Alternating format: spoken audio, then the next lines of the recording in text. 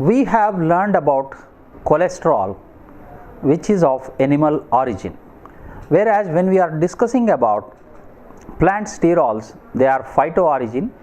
They are basically both sterols and stanols, which are abundantly present in various foods, and also we are going to discuss about the soy phytoestrogens.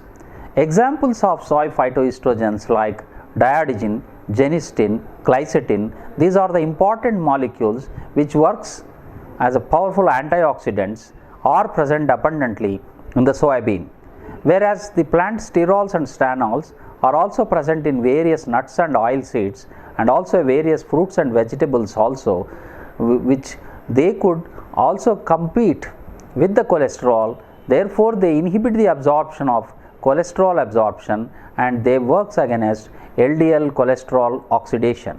Therefore, these sterols and stanols, particularly in the ester forms, have more solubility, therefore absorption takes place, and they could do the antioxidant activity at the cellular level. What are stanol esters? Stanol esters is a heterogeneous group of chemical compounds known to reduce the level of low density lipoprotein, that is LDL cholesterol, in blood when ingested, though to a much lesser degree than prescribed drugs such as statins usually prescribed by the physicians. The starting materials is the phytosterols from the plants. These are first hydrogenated to give a plant stanol, which is then esterified with a mixture of fatty acids also derived from plant sources. Plant stanol esters are found naturally occurring in small quantities in fruits, vegetables, nuts, seeds, cereals, legumes, vegetable oils, etc. Stanol ester is often added to rapeseed oil, based margarine, or other foods for its health benefits. Studies have indicated that consumption of 2 to 3 grams per day may provide a reduction in low density lipoprotein cholesterol of about 10 to 15%. The compound itself passes through the gut without entering the bloodstream or lymph. Its presence, however, reduces both the amount of cholesterol the body absorbs from food and the reabsorption of the cholesterol components of bile. In the early 50s, plant-derived sterols were observed to decrease serum cholesterol levels. The effective dose in humans was reported to be between 5 to 10 grams per day when given in divided doses. On the basis of these data, plant sterols were briefly used in the reduction of blood cholesterol levels before the introduction of pharmacological agents with higher efficacy and patient acceptance. The resurgence of interest in plant-derived sterols is now coupled with the incorporation of these compounds into fat-containing foods. More recent evidence has shown that esterification of these sterols increases their solubility in fat and their efficacy in lowering the low density lipoprotein LDL cholesterol levels. So, what plant-derived sterols are? They represent a group of compounds that are alcoholic derivatives of cyclopentanoperhydrophenanthrene and are an essential constant of cell membranes in both animal cells as well as the plant cells. Cholesterol is the sterol of mammalian cells, whereas multiple sterols or phytosterols are produced by plant, with cytosterol, camptosterol and stigmasterol being the most commonly produced by the plants. Plant sterols, although structurally similar to cholesterol, are not synthesized by the human body. They are very poorly absorbed by the human intestine too. The specific plant sterols that are currently incorporated into foods intended to lower blood cholesterol levels are extracted from soybean oil or tall oil, that is pine tree. Additional sources of plant sterols may be available in the near future. The plant sterols currently incorporated into foods that are esterified to unsaturated fats, creating sterol esters to increase lipid solubility, thus allowing maximal incorporation into a limited amount of fat. Some plant sterols currently available are saturated to form the stanol derivatives, cytostanol and camptostanol, which after esterification form stanol esters. Then what is their absorption and metabolism?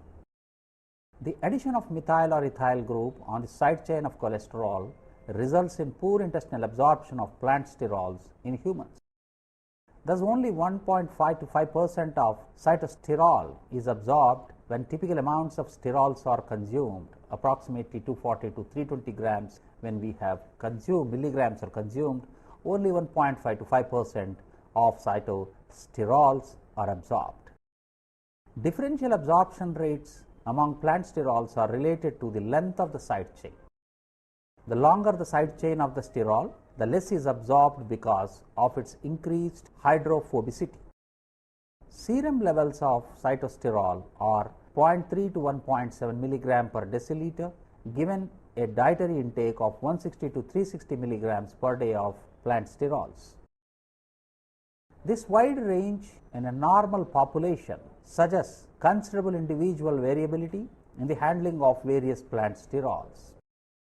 Consumption of 3.24 grams per day of plant sterols has been shown to increase serum cytosterol and campesterol levels by an average of 40 and 70% respectively. Because dietary plant sterols can initiate the development of atherosclerosis and may increase the risk of premature coronary heart disease in hypercholesterolemic patients, the lowest serum levels of sterols are desirable. Hydrogenation of plant sterols to the corresponding stanols renders them virtually unabsorbable. Absorption of cytostanol has been estimated to be between 0 and 3% and serum levels are practically undetectable. So, the dual effect of plant stanol. Plant stanol reduces both cholesterol and plant sterol levels in serum. This may be of importance since elevated plant sterol concentrations have been identified as an independent risk factor for coronary heart disease. 2 ABC transporters, that is ABCG5 and ABCG8, play an important role in the regulating the intestinal absorption of plant sterols by resecreting previously absorbed plant sterols from the enterocytes back into the intestinal lumen. Mutations in these transporter proteins lead to a rare congenital disease called cytosterolemia, which is characterized by severely elevated serum plant stanol concentrations, normal to moderately increased serum cholesterol concentrations, and a high risk of developing CHD, that is coronary heart disease, at a very early age. Polymorphism in the ABCG5, ABCG8 genes help in modifying serum sterol levels in health non-cytosterolomics. Many studies have shown that the risk of developing heart disease increases more at normal plant sterol levels. Hence, statins and plant sterols ought to be used together as a combination therapy for improving serum lipoprotein profile and lowering serum plant sterol concentrations. How the cholesterol absorption takes place. The molecular mode of action of stanol esters is described in 2 steps. The step 1, cholesterol absorption, occurs via the formation of micelles with bile acids. Stanols displace cholesterol from these micelles so that the less cholesterol is absorbed. Stanols need to be taken as part of a meal in order to be incorporated into the micelles. Step 2. In vitro studies have shown that stanols activate LXR alpha, LXR beta and ABCA1 transporter proteins. It is thus hypothesized that stanols work in enterocytes by activating the excretion of cholesterol back into the intestinal lumen. Only stanols have been proven to retain their efficacy in a long-term use, most likely due to the minimal absorption of stanols and consequently their lack of effect on bile acid metabolism.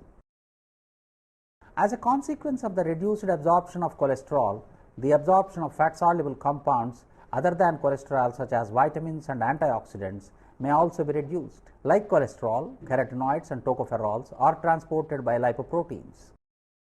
Since the number of LDL particles in circulation decreases after consumption of plant sterols or stanols, plasma concentration of carotenoids and tocopherols also decrease. This is why these antioxidants are often standardized to plasma lipid concentrations. After correcting the cholesterol levels, only the reduction in beta-carotene level remained. It is important, however, that carotenoid and tocopherol levels remained within the normal ranges. Clinical trials also showed that when following the recommended diet, including consumption of vegetable and fruit, carotenoid levels did not decrease. Plasma concentrations of retinol, that is vitamin A, 25-hydroxy-vitamin D and vitamin K are unaffected by dietary plant sterols and stanols. This is very important thing one should really understood about the sterols, particularly which they are not affecting the retinol or the vitamin D and vitamin D concentrations in the circulation. Effect of plant sterol containing fats on blood lipid levels. In the early 1990s, it was reported that Stanol Esters 3.4 grams per day delivered in the form of rapeseed canola oil based margarine lowered LDL cholesterol levels by a 10% approximately in modestly hypercholesterolemic subjects, and that individuals with apolipoprotein ApoE4 alleles previously reported to have the highest efficacy of cholesterol absorption derived the greatest benefit from treatment. In addition, these studies demonstrate that the consumption of fats containing plant-derived sterol esters is efficacious in both normolipidemic and dyslipidemic individuals, including those treated with beta-hydroxy beta-methyl glutaryl coenzyme A, that is HMG-CoA reductase inhibitors and other lipid-lowering agents. Mechanism of action of plant stanol esters containing fats. Plant sterols differ structurally from cholesterol by methyl or ethyl group in their side chain and are not synthesized in the human body, as we have mentioned earlier. These structural differences render them minimally absorbable, which is very important, the structure function relation.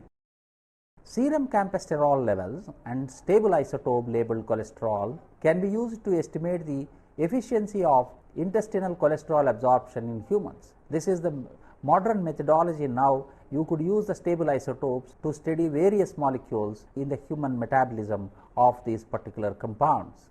Such data have confirmed the original observations from sterol balance studies that plant-derived sterols decreases the absorption of both dietary and endogenously derived cholesterol in the intestine.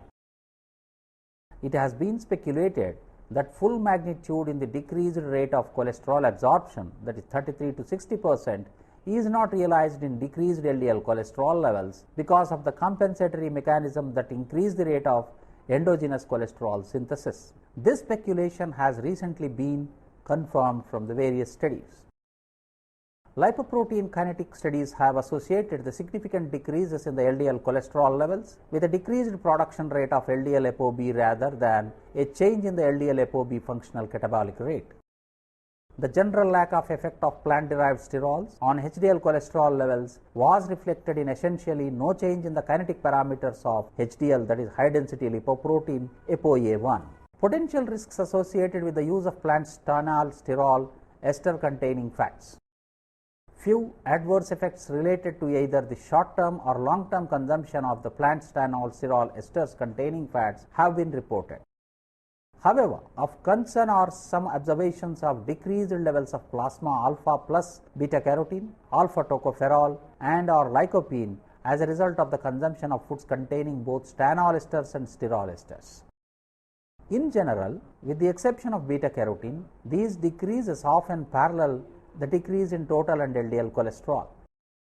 The activities of alkaline phosphatase, alanine transaminase, aspartame transaminase and gamma glutamate transaminase have been reported to be unaffected by plant sterol consumption with the recommended range.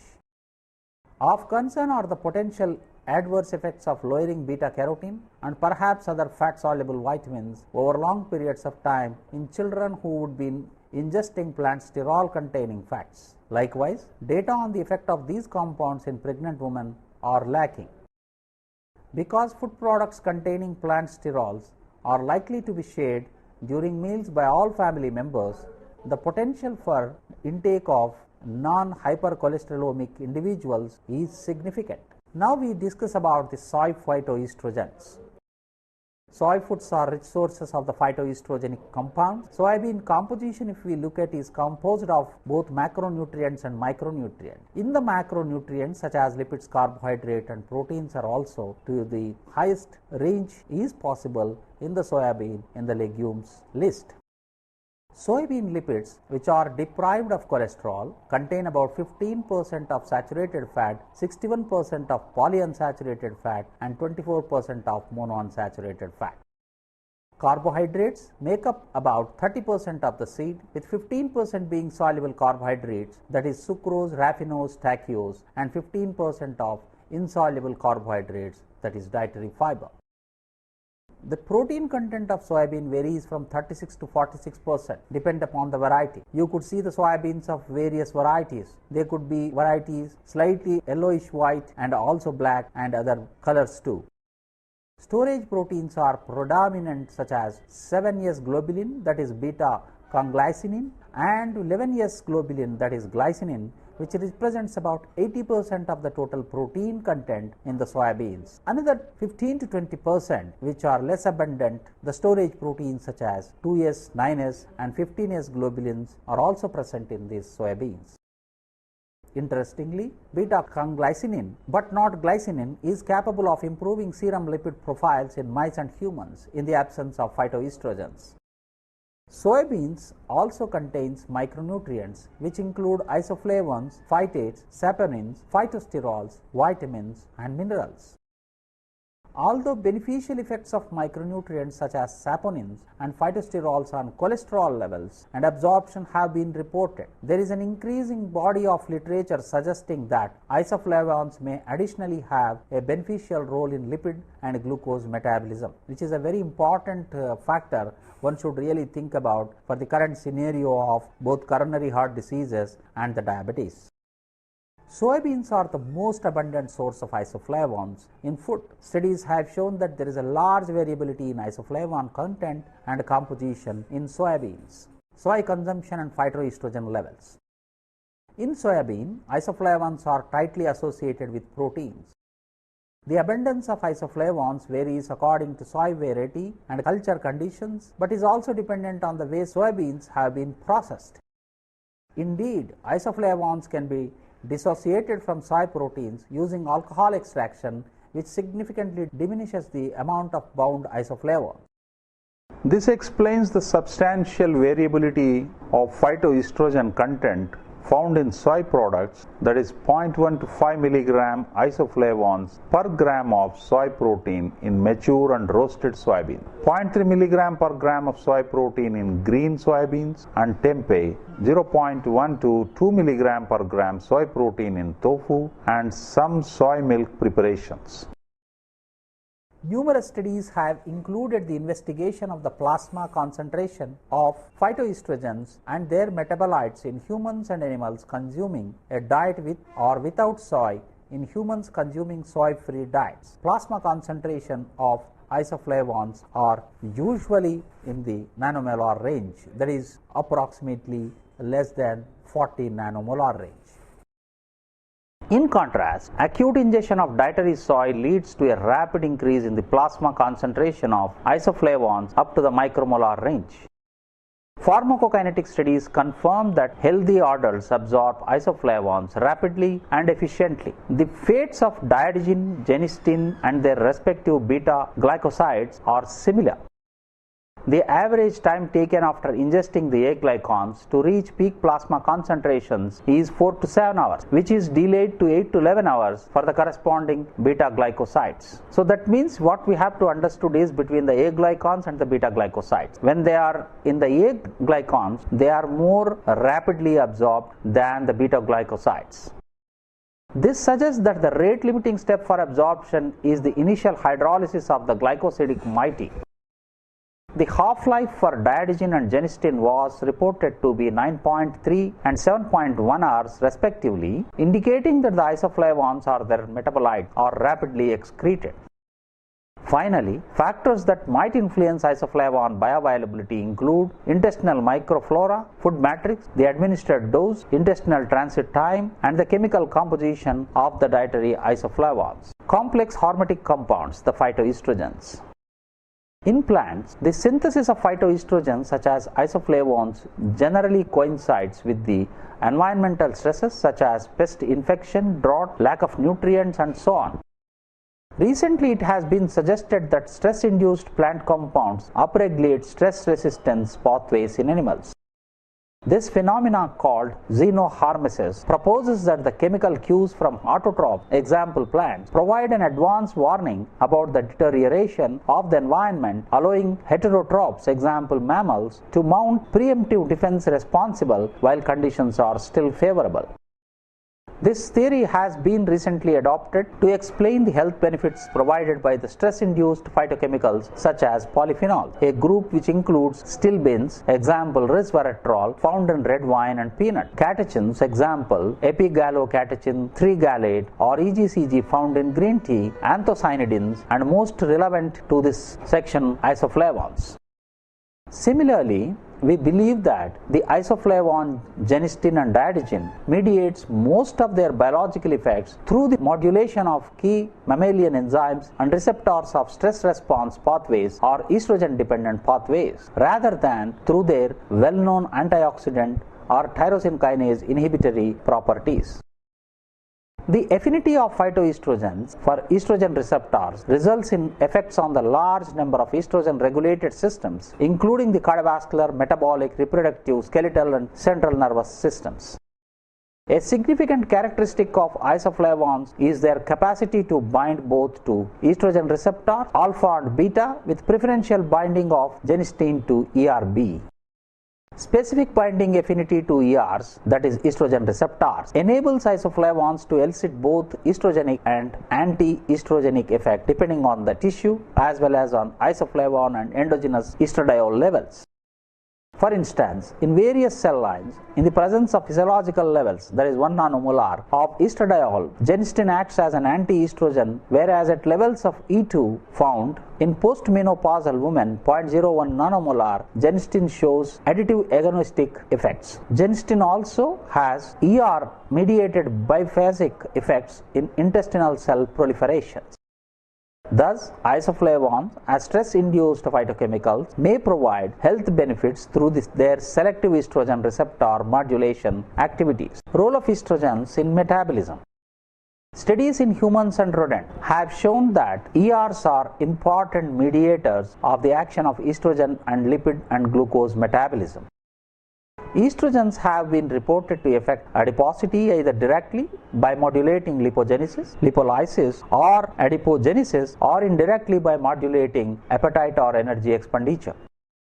The concept of estrogen modulating metabolizing features derived originally from the observation that postmenopausal women develop visceral obesity and insulin resistance as a result of low levels of estrogens. Interestingly, hormonal replacement therapy normalizes these symptoms. Estrogens also play an important role in glucose homeostasis and are known to modulate insulin sensitivity. Variations in human glucose homeostasis are observed during the menopausal cycle, and diabetes becomes more resistant to treatment during the luteal phase. Relevant genetic evidence that estrogen modifies metabolism can also be found in humans. Individuals with mutations in the aromatase gene, an enzyme that converts androgens into estrogens, display truncal obesity, insulin resistance, and hyperlipidemia. Estrogens have also been shown to modulate glucose metabolism in rodents. For instance, in models of type 2 diabetes, ovariorectomy induces hyperglycemia, whereas in males, estrogen perfusion reverses diabetes. Look at the difference between males and females. The endocrine pancreatic function is also directly modulated by estrogen levels. Finally, estrogens have been reported to modulate energy homeostasis indirectly through the central nervous system and the hypothalamus. By sensitizing endocrine and metabolic signals, the hypothalamus engages distinct effector pathways which result in behavioral, endocrine, and metabolic changes to maintain energy homeostasis. Several hormones are capable of influencing energy intake and expenditure. For instance, leptin and insulin modulates the activity of hypothalamic neurons in the arcuate nucleus, ultimately leading to the changes in the food intake. It has been shown recently that estrogens are among the hormones that modulate the energy balance. Deficiency in aromatase or ERs alpha or ovurectomy decreases physical activity and energy expenditure, whereas treatment with E2 increases locomotor activity through an ER alpha dependent mechanism. Both estrogen receptors are found in hypothalamic nuclei and modulate food intake and locomotor activity. Overall, estrogen appears to be crucial regulators of metabolic functions by directly and indirectly via the central nervous system modulating energy homeostasis. Whether or not dietary soy or phytoestrogens have effects on energy homeostasis through estrogenic mimics is still a matter of controversial debate, but is clearly a plausible hypothesis. Effects of soy protein and phytoestrogens on human metabolism. Consumption of more than 12.6 grams of soy proteins per day is associated with a lower risk of glycosuria, a strong predictor of diabetes. Similarly, several studies have reported that isoflavone consumption by postmenopausal women correlated with lower body mass index and higher HDL levels. Clinical studies also suggest that soy protein or isoflavones may improve metabolic parameters. Obese patients treated with soy protein isolates for 12 weeks had lower body weight and BMI with decreased cholesterol and LDL levels in the blood. Additionally, a 6-month clinical trial was conducted to compare the effects of isoflavone with that of conjugated estrogens on blood glucose, insulin, and lipid profiles in postmenopausal Taiwan women. The study revealed that during fasting, both glucose and insulin levels were significantly reduced by soy isoflavones, that is 100 milligrams per day, which was given, and conjugated estrogens 0.625 milligrams per day. In contrast to the above mentioned trials, a significant number of studies reported an absence of beneficial effects of soy on classical metabolic parameters such as body weight, serum lipid profiles, fat mass, blood glucose, and insulin profiles. These discrepancies make it difficult to draw from conclusions regarding the beneficial effects of soy on glucose and lipid metabolism. When comparing these different clinical trials, the underlying causes of conflicting results are probably related to the variability of experimental designs and exposition protocols, that is, route of administration, composition, dose, and duration of the study, and the capacity of individuals to produce equal and the genetic susceptibility. Thus, in conclusion, what we have learned today about plant sterols, particularly the Stanol Esters and the phytoestrogens from the soy foods, we have learned the phytoesterols, stigmasterol, cytosterol, like sterol compounds which are origin from the phyto, that is plant origin products, which competes with the cholesterol absorption. Therefore, cholesterol absorption inhibition takes place, as well as the phytoestrogens which are formed from the soybean, particularly having the highest concentrations. Example of diadesin, genistein, glycitin, these estrogenic compounds which also works as against cancer, as well as they also works in the metabolism of other estrogenic compounds. Therefore, phytoestrogens and the plant sterols has been utilized against non-communicable diseases, particularly for the cancer. Nowadays, lot of work is going on in these areas, both at the cardiovascular diseases and the cancer. These molecules have been used, particularly still research is going on. We should concentrate on these molecules, particularly through dietary diversification. We can get lot of phytoestrogens and from these things from the various foods. Thank you.